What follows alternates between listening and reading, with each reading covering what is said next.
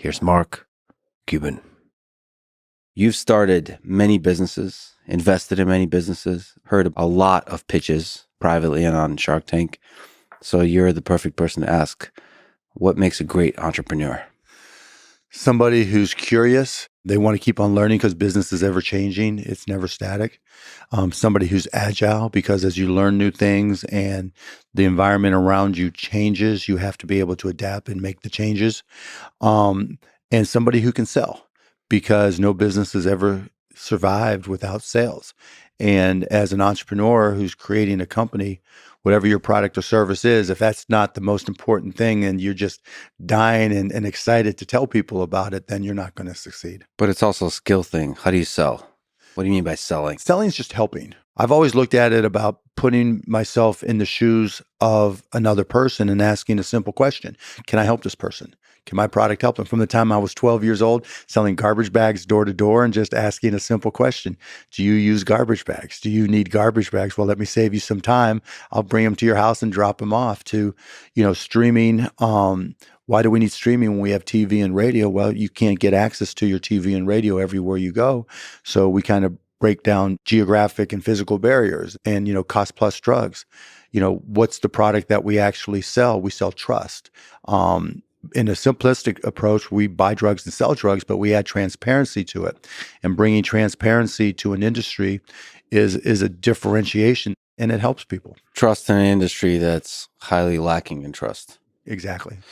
Okay, so what's the trick to selling garbage bags? Let's go back there. At 12 years old, is it just your natural charisma? I guess a good question to ask, are you born with it or can you develop it? Oh, you can definitely develop it. Yeah. Because selling garbage bags door to door was easy, right? Because 12-year-old Mark going, hi, my name is Mark. Do you use garbage bags?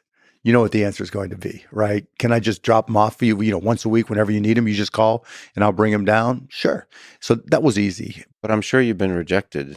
Oh yeah, of course. Not everybody says yes. What was your percentage?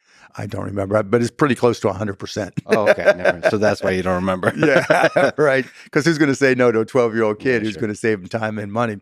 But, typically in my career where I've started companies, it's to do something that other people aren't doing, whether it was connecting PCs and to local area networks and at Micro Solutions. And, the salesmanship was walking into a company and just saying, look, talk to me and I can help you improve your productivity and your profitability. Is that important to you?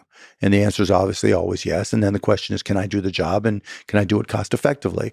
And so you didn't have to be a born salesperson to be able to ask those questions, but you have to be able to be willing to put in the time to learn that business.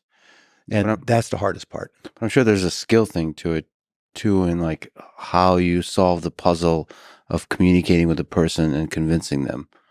Yeah, there's skill from the perspective that I read like a maniac.